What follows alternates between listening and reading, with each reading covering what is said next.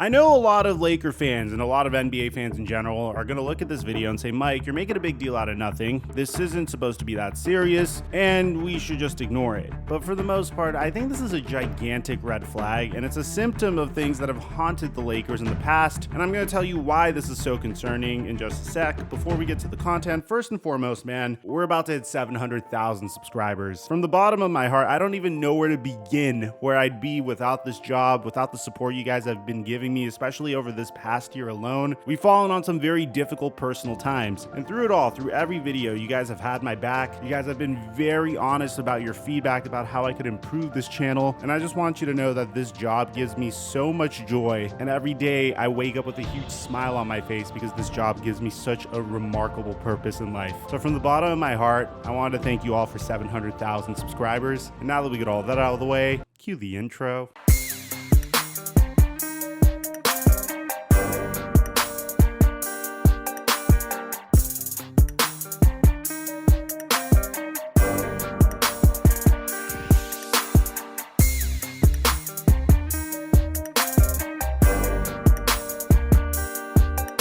Today's video is sponsored by Ridge, which designs products that will make your life significantly easier, such as the Ridge wallet. Nobody wants to carry around a bulky wallet in today's day and age because that's pretty much putting a target on your back for someone to rob you. The Ridge wallet could hold up to 12 cards plus has room for cash. There's 30 different designs, but I personally went with the 24 karat gold option. And these wallets have over 50,000 5-star reviews. There's RFID blocking technology to make sure your information is encrypted and protected. But that's not the only product that Ridge is known for. My favorite product from Ridge is without a doubt their Ridge key case. Originally, I would carry this gigantic set of keys and it would be jingling in my pocket as I walked around. The keys would scratch my phone, which wasn't ideal either, and it was very, very heavy. But the key case is very useful because all of your keys are lined up in a row. You could easily take one out like this. It has a nice little grip, so you could just put it into the keyhole and like turn it, as opposed to having the metal press against your palm, which is what happens sometimes if the lock is getting too difficult on me. And right now they're hooking up my subscribers fat. You get 10% off of your purchase at ridge.com when you use my promo code FLIGHT, or just go to ridge.com/flight to get 10% off of your order. And thank you, Ridge, for the sponsor. Mike check 1 2 1 2. What's going on, everybody? I have to admit, I have tremendous optimism about the Los Angeles Lakers, significantly more than I did have about 5 months ago, primarily because I felt like Rob Pelinka did the impossible. We all thought that Rob Pelinka was the person that ruined the Los Angeles Lakers, primarily by trading Montrezl Harrell, Kentavious Caldwell-Pope, Kyle Kuzma, and the number 22 pick in the 2021 NBA draft for Russell Westbrook. Yeah, if you guys forgot, we actually gave up a first-round pick in addition to all of our depth in order to get Russell Westbrook. Obviously, that was a huge nightmare. The idealization was that the Lakers were going to get a former MVP to play with LeBron James and Anthony Davis, and maybe Russell Westbrook would be able to take a huge load off of LeBron James's shoulders. The reality is if you want to create a big three in today's NBA, the chemistry has to be picture perfect, because once you create a big three, the rest of your team is going to be completely devoid of depth. In the case of the Los Angeles Lakers, they had Russell Westbrook earning a supermax contract and playing some of the worst basketball of his career. And Laker fans let him have it. It was a very uncomfortable year and a half, and honestly, it kind of made me really sad because from the very moment Russell Westbrook came into the league, I was romanticizing an era where he would have a Los Angeles Lakers jersey on. Ultimately, this was a huge problem. Throughout the entire season, we were discussing how the hell are the Los Angeles Lakers going to get out of this mess? Do they burn another year of LeBron James's career in order to get out of Russell Westbrook's contract? Or do they trade Russell Westbrook for some role players that could potentially leave at the end of the season? If you remember, at the time we were talking about players like Miles Turner and Buddy Hield. Ultimately, the Lakers pulled off a Houdini, a remarkable Houdini, by the way. The fact that they were able to get players like D'Angelo Russell, which I was fantasizing about potentially swinging a trade for D'Angelo Russell, and that trade still to this day doesn't make sense to me. I'm very happy it happened, but I don't know how he pulled it off. Malik Beasley, Jared Vanderbilt, they were able to also get Mo Bamba on the team. All of a sudden, Los Angeles Lakers went from one of the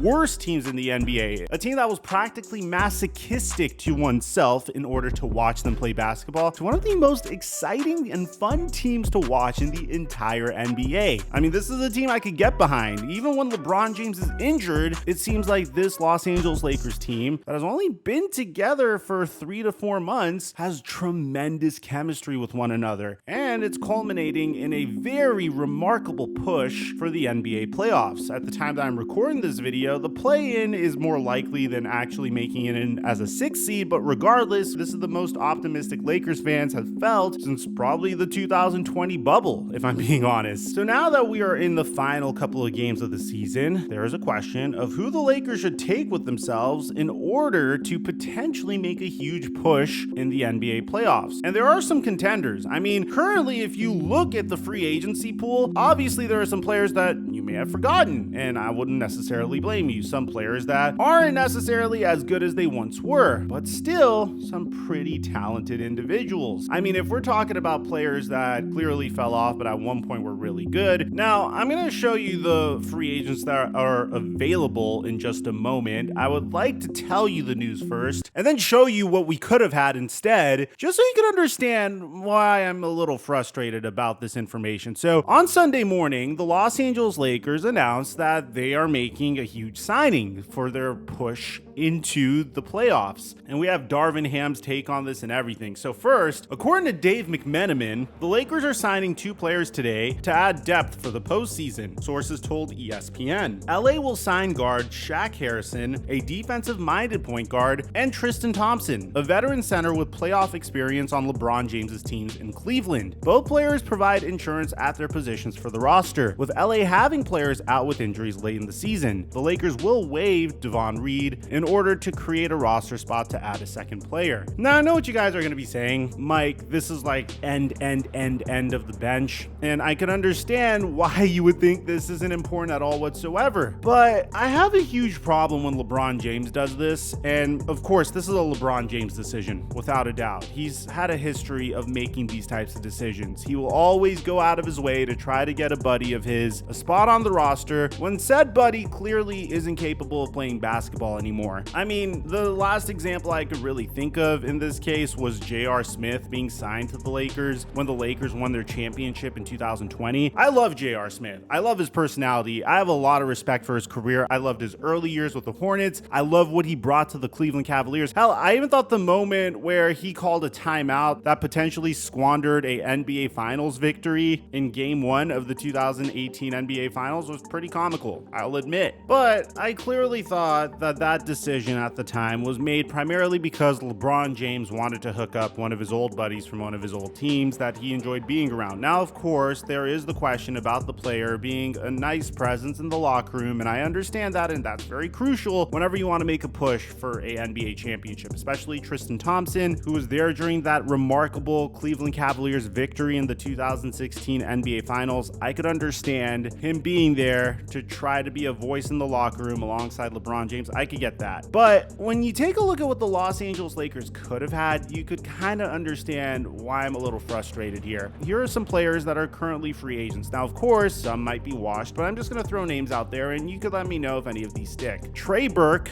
Eric Bledsoe, Darren Collison, Frank Jackson, Alfred Payton, Rajon Rondo, John Wall, Isaiah Thomas. I don't necessarily know if any of those are going to be gigantic upgrades over who we currently got, but moving on. Lou Williams, David Nwaba, Jarrett Culver, Wayne Ellington, Avery Bradley, Lance Stevenson, Justin Jackson, Josh Jackson, Mo Harkless, Kent Bazemore, and then if we really want to talk about forwards, which is probably the player that would have been signed instead of Tristan Thompson, this is probably the most compelling case for you because a lot of the forwards and centers that I'm about to mention are as good, or if not an upgrade over Tristan Thompson. Players players like Paul Millsap, for instance. Not necessarily the player that he once was, but we're just going to open with that. Jabari Parker, if you needed offense and wanted no defense. I'm actually really sad that his career is over at the age of 27. Maybe I'm too much of a stan of his, but moving on. Carmelo Anthony, a player that I believe deserves a spot over Tristan Thompson that is boys with LeBron James. But let's put Carmelo to the side because I don't think Carmelo plays the same position Tristan Thompson does, and the Lakers do have some depth at the forward position. So let's move on to the center position. Tony Bradley was worked out, but it didn't end up working for him. What about Willie Cauley-Stein or Derek Favors or Serge Ibaka or Nerlens Noel or DeMarcus Cousins, who currently doesn't have any clue why any team is unwilling to sign him right now? I just feel like there were better players to be had at this point. I feel like there were better free agents that we could have pursued at this point. Yes, this is going to be the end of the bench type of player for the Los Angeles Lakers, but I feel like the favoritism definitely played a hand here, and I don't think Tristan Thompson is going to be that productive potentially if we need to call upon him. Now, here's what Darvin Ham had to say about the addition. Well, I